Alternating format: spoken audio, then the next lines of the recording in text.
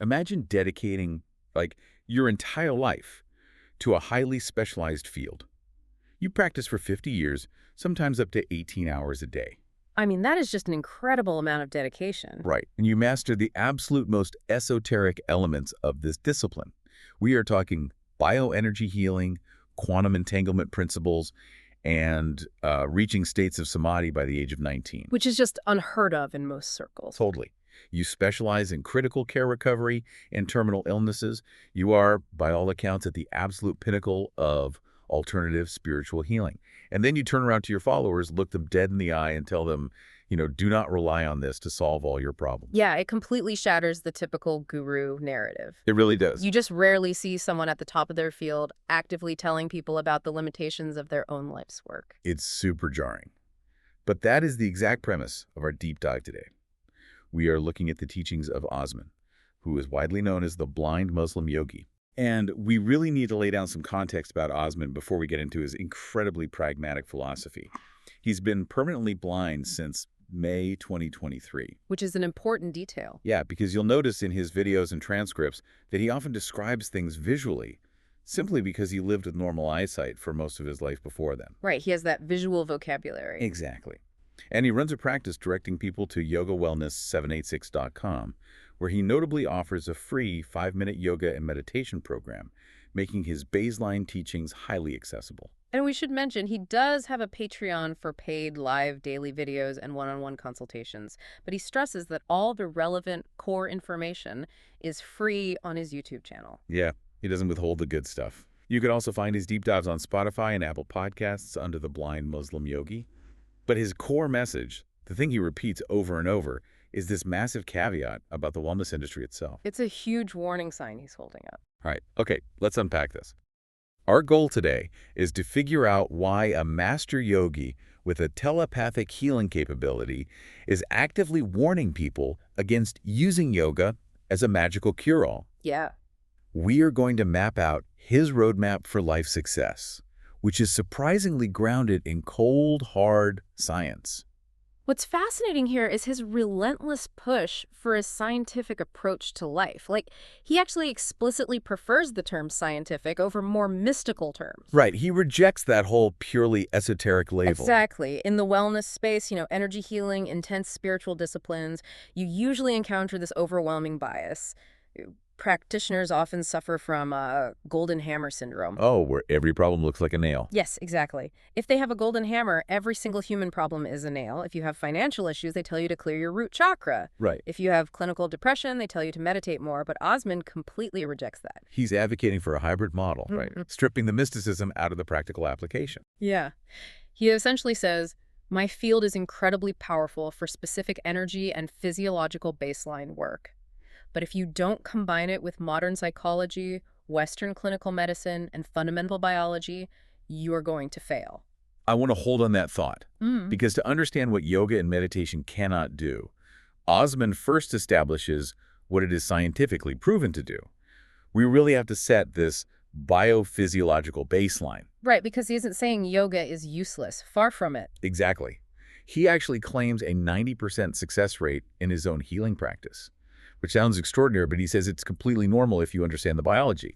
He attributes it to the restoration of natural energy that boosts the immune system naturally without external energy healing. He is very specific about the mechanics there. He isn't talking about, like, floating on a cloud. He's talking about the nervous system. Let's look at the claims he makes in the transcript. He states that a dedicated yoga and meditation practice directly reduces stress, lowers cortisol levels, and improves the function of the vagus nerve. Which is a massive deal for the body. Right? He connects this to internal organ health, nervous system regulation, and immune function.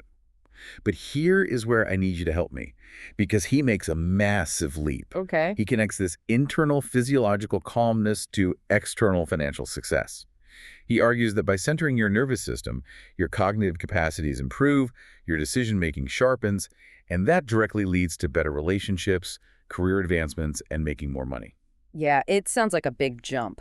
I have to be honest, when someone tells me that stretching and breathing is going to increase my bank account, I get incredibly skeptical. It just sounds like a massive stretch. How does he justify that leap? I totally understand the skepticism, but the leap is actually grounded in basic neurobiology. Hmm. We really have to look at what chronic stress physically does to the brain. Okay, lay it on me. When Osman talks about lowering cortisol, he's talking about turning off a biological alarm system. Cortisol is a survival hormone. Like the fight or flight stuff. Exactly. If you are being chased by a predator, cortisol floods your system. It pulls glucose out of your liver for immediate muscle energy.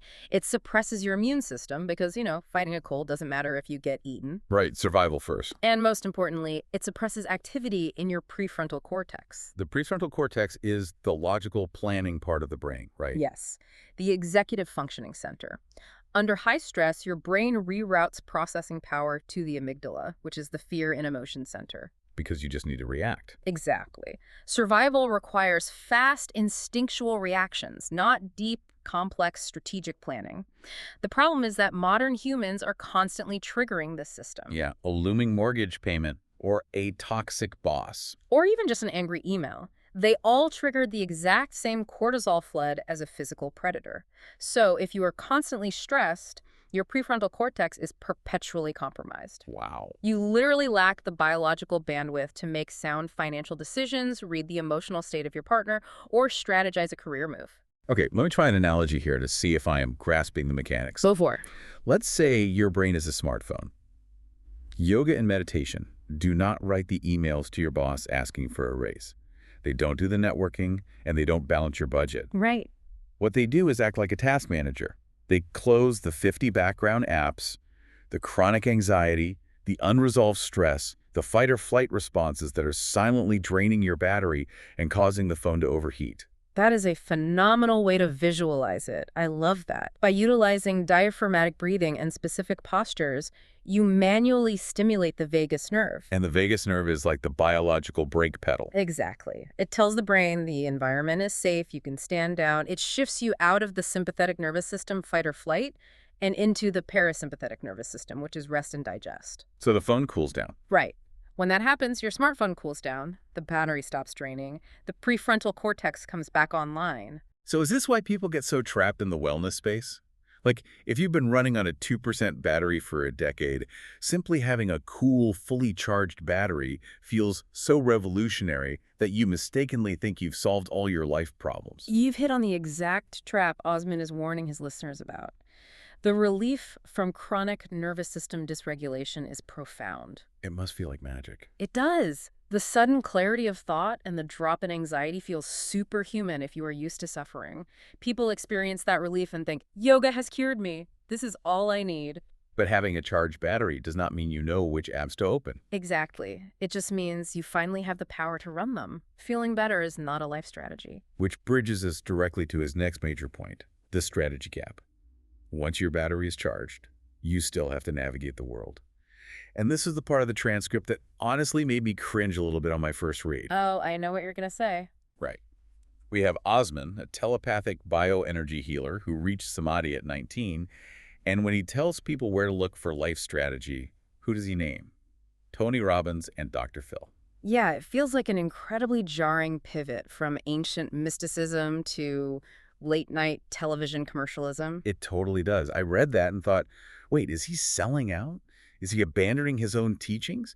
To go from the deep, quiet reverence of ancient yoga to a stadium filled with people jumping up and down shouting about massive action, it just feels contradictory. It's a huge shift in tone. Why is he pointing his followers toward highly commercialized, mainstream life strategists? Well, if we connect this to the bigger picture, we have to look at the environment ancient spiritual practices were developed in versus the environment we actually live in today. Okay, that makes sense. Many traditional esoteric modalities were designed for monastic life or inward retreat. They were literally created to help practitioners detach from the material world and transcend the ego. Which is a beautiful pursuit. It is. But the vast majority of people listening to Osman's videos or this deep dive right now do not live in an ashram. We live in a highly complex, hyper-connected capitalist society. Yeah, we have to pay rent.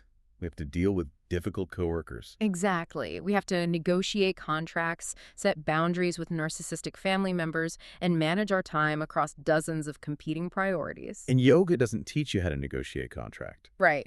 Inner peace is a prerequisite for handling those things well, but inner peace alone does not teach you how to ask for a promotion. You cannot just deep breathe your way through a complex corporate merger or a divorce proceeding. You need actual tools for that. Those scenarios require cognitive frameworks. They require actionable strategy. So he's really just acknowledging the limits of his own domain. He is acknowledging that a calm mind still needs instructions. Osman recognizes that strategists like Tony Robbins specialize in the architecture of achievement. Right, breaking things down. Yeah, Robbins breaks down human behavior, goal setting, and motivation into repeatable, measurable steps. Osman is essentially saying, I will help you build the grounded nervous system capable of executing a plan, but you need to go to the experts of the material world to get the actual blueprints. And there is a specific nuance in his advice here that I found really compelling. He tells his audience to adopt these mainstream strategies, but immediately follows it up by saying you must adapt them. Yes. He isn't telling people to become Tony Robbins clones. That distinction is absolutely critical. If you just adopt a guru's framework wholesale, you are really just swapping one dogma for another. You're just downloading someone else's operating system. Precisely. By emphasizing the word adapt, Osman is demanding that his followers act as scientists in the laboratory of their own lives. I love that framing. If a strategist says you must wake up at 4 a.m. to be successful, but your circadian biology makes that impossible, you don't force it. You adapt the principle of disciplined morning routines to a schedule that works for your biology. You tweak the variables. You take the open source code of success and compile it for your specific hardware. So we have the baseline nervous system regulated by yoga. We have the life strategy provided by the architects of achievement. But Osman pushes the boundaries even further. He really goes there. He does. He draws a hard, non-negotiable line when it comes to clinical reality.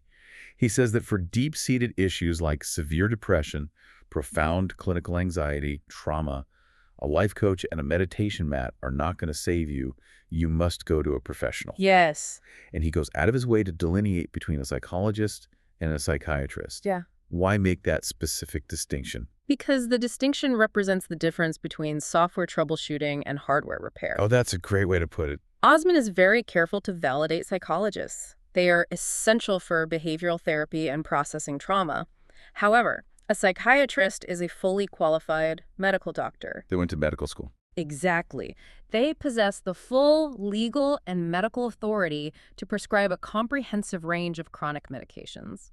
They understand the biochemical and structural landscape of the human body in a way that goes far beyond talk therapy. Let's expand on the house building metaphor we were playing with earlier. Sure. If yoga is pouring a solid, level concrete foundation, and a strategist like Robbins is the architect handing you the blueprints to frame the walls, what happens if the actual soil underneath your property is a sinkhole? Right. The whole thing comes down. Yeah, if the ground is chemically unstable, it doesn't matter how level the concrete is or how good the blueprints are, the house is going to collapse.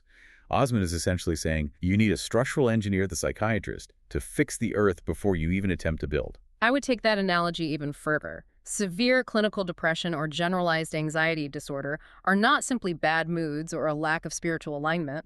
They are often structural, biological realities. We're talking about chemistry here. We are talking about severe neurotransmitter dysregulation involving serotonin, dopamine, and norepinephrine. We are talking about physical hypertrophy of the amygdala and the atrophy of the hippocampus. Wow. You cannot out-meditate a structural brain anomaly any more than you can breed away a compound fracture. And yet, in the alternative wellness space, you see that exact narrative all the time. All the time. There's this pervasive, incredibly toxic anti-psychiatry bias. People are told that if they just drink the right green juice or clear their chakras or manifest harder, they won't need their antidepressants. It borders on malpractice. It really does. It creates a victim-blaming culture where someone suffering from a biochemical illness feels like a spiritual failure because their meditation didn't cure their clinical depression. Which is just awful. By actively directing his followers to psychiatrists, a master bioenergy healer is publicly validating Western clinical medicine. He is saying that pharmaceutical scaffolding is sometimes absolutely necessary to hold the brain's structure in place so that the therapy and the yoga can actually gain a foothold. Here's where it gets really interesting. This transitions into what I found to be the most intense, almost alarming part of his transcript. He issues this impassioned warning about something called the trap of the medical upturn. This part is crucial. He uses patients with bipolar disorder as his primary example, Mm-hmm. though it obviously applies to many chronic conditions. He describes a cycle. Yeah. A patient gets prescribed a chronic medication by their psychiatrist. They follow the rules. The medication does its job and stabilizes their brain chemistry. They feel completely normal. Which is the goal. Right. And then, because they feel so good, they decide they're cured and they stop taking the medication. Yeah. And then their life completely implodes. It is one of the most tragic and statistically common phenomenons in psychiatry. It's known as the compliance trap. But help me understand the psychology here. Like, if you were drowning and someone handed you a life preserver and you finally stopped choking on water and could breathe, why on earth would you take the life preserver off while you are still in the middle of the ocean? It seems counterintuitive, right? Yeah. Why do we resist the medication once it actually works? To understand that, we have to look at how the human ego processes vulnerability and a neurological concept called state-dependent memory. Okay, break that down for me. We all possess a deep evolutionary drive for autonomy. We hate feeling dependent on anything. When a patient with severe bipolar disorder is stabilized by medication, their baseline of consciousness shifts entirely. Because they're finally stable. Right. But because of state-dependent memory, it becomes biologically and psychologically very difficult to viscerally remember just how agonizing and chaotic the illness state was. The brain protects itself by blurring the trauma of the depressive or manic episodes. So the memory of the pain just kind of fades, and the ego steps in to take the credit for the stability. Yes. The ego looks around and says, hey, look how fantastic I'm doing. I've been doing my 5-minute yoga protocol. I've been sleeping well. I'm crushing it at work. I don't need this chemical crutch anymore. I healed myself. Oh, wow. It completely erases the reality that the medication is the invisible pillar holding the entire roof up. Osman is incredibly stark about the consequences here. He says these patients fall back into an illness state of mind, but they lack the self-awareness to realize they are spiraling. Which is the scariest part. Yeah, they make irreversible financial or relational decisions that ruin their lives. Because the illness state of mind inherently compromises the very prefrontal cortex we talked about earlier. The warning Osman is giving here really redefines the concept of healing. How so? Well, in the wellness industry, healing is almost always marketed as a finish line, a magical destination where you are pure, clean, and free of all biological dependencies. Like you're fixed. Exactly. Osman is stating that for chronic conditions, true healing is the discipline of adherence. Healing is the maturity to take the daily pill, even when your ego is screaming that you are superior to it. Healing is the maturity to take the daily pill. That is a brutal but necessary reframe. Yeah. So if we look at the stack we've built based on his methodology, Okay, let's review. we have yoga to cool the nervous system. We have strategists to build actionable life frameworks. We have clinical psychiatrists to manage the hard neurochemical baseline. It sounds like an impenetrable fortress. It does. But Osman says there is still one more piece. He claims that even if you hire the best life coach, meditate with the best yogi, and take the perfect medication, it will all fail if you lack the final foundational pillar. He says you must become the big boss of your own life. He is attacking the modern tendency to outsource our basic existence. We want specialists to fix us so we don't have to take responsibility for our daily logistics. He lists the pillars of this big boss agency: nutrition, exercise, sleep habits. But the one he spends an extraordinary amount of time detailing, and honestly the one that fascinated me the most, is sunlight. The sunlight protocol. This is where his scientific approach becomes incredibly granular and biological. He gives explicit instructions. You must deliberately find time to expose your head and body to natural sunlight outdoors every single day. Non-negotiable. Right. But he doesn't let anyone off the hook. He anticipates the excuses. He says, if it's a cloudy day, you still have to go outside, sit on a porch or in a shaded area. And if it's pouring rain, you cannot hide in a dark room. And hiding. You must go to a window, open it, let the fresh air in, and expose your face to whatever ambient daylight is available. Why is a bioenergy healer so obsessed with a cloudy window? This raises an important question, right? Because he understands circadian biology. Let's look at the mechanics of why a cloudy day still matters. Okay, I'm ready for the science. The human eye contains specialized cells called intrinsically photosensitive retinal ganglion cells. Have a mouthful. It is. These cells contain a photopigment called melanopsin. Now, they aren't used for seeing shapes or colors. Their sole biological purpose is to measure the brightness of your environment. They are essentially biological light meters. Exactly. When natural light hits these melanopsin receptors, they send a direct electrical signal to a tiny region in the hypothalamus called the suprachiasmatic nucleus, or the SCN. The SCN. Got it. The SCN is the master clock of the human body. When it receives that light signal in the morning, two vital things happen. First, it triggers a healthy, natural pulse of cortisol. Wait, I thought we hated cortisol. Not this kind. Not the chronic, stressful cortisol we discussed earlier, but an acute wake-up signal that clears brain fog and sets your alertness for the day. Ah, okay. That makes sense. Second, and perhaps more importantly, that light exposure starts a biological countdown timer. It signals the pineal gland to release melatonin roughly 12 to 14 hours later, which guarantees deep restorative sleep. So if you wake up, stay in your dark bedroom, and just look at your phone screen. You are totally confusing your master clock. A phone screen or typical indoor lighting emits maybe 500 lux of light energy. 500 lux, is that a lot? Not at all. Even on a completely overcast, gloomy, cloudy day, the ambient light outside is pushing 10,000 lux. Direct sunlight can be 100,000 lux. Your biology requires that massive dose of photons to know that it is daytime. That is wild.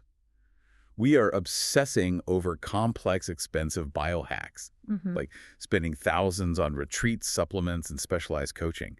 And our biological basics are in total disarray because we just refuse to open a window. We want the advanced software patch before we even plug the computer into the wall. Yeah.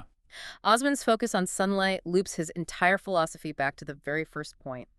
You cannot optimize your vagus nerve function through meditation if you are fighting your own evolutionary biology by living in a dark, biologically confusing environment. It's all connected. The CEO of the body, the big boss, has to manage the daily logistics of light, movement, and fuel. If you don't do that, the specialists you hire, the doctors, the strategists, the yogis, they just cannot save you. It is a profoundly beautiful irony. The blind Muslim yogi, a man who has attained the highest levels of spiritual and esoteric energy healing, is leaving us with the ultimate message that true wellness is unavoidably, aggressively grounded in the physical world. It forces a level of radical accountability. It really does. It requires a holistic web. Spiritual grounding to cool the nervous system, intellectual frameworks to navigate a capitalist society, clinical medicine to respect our biochemical reality, and basic, undeniable biological maintenance. There is no silver bullet. You are a complex organism, and thriving requires a complex, multifaceted approach. Osman teaches us that outsourcing your salvation is always a trap. Whether you hand your agency over to a guru on a meditation cushion, a motivational speaker screaming on a stage, or a prescription pill in a bottle, you lose. You have to be the integrator of all these tools. Exactly. If you are the big boss of your life's company, as he says, ask yourself this. Which department of your life's company are you currently ignoring, hoping that a success in another department will somehow magically cover it up? Oh, that is a great question. Are you hoping that a massive success in your career department will magically fix a failing health department? Or are you hoping that finding deep spiritual inner peace will somehow pay your electric bill? You are the CEO. It's time to check in on every single floor of the building. Thank you for joining us on this deep dive. Take a walk outside, get some light on your face, and be the boss of your own day.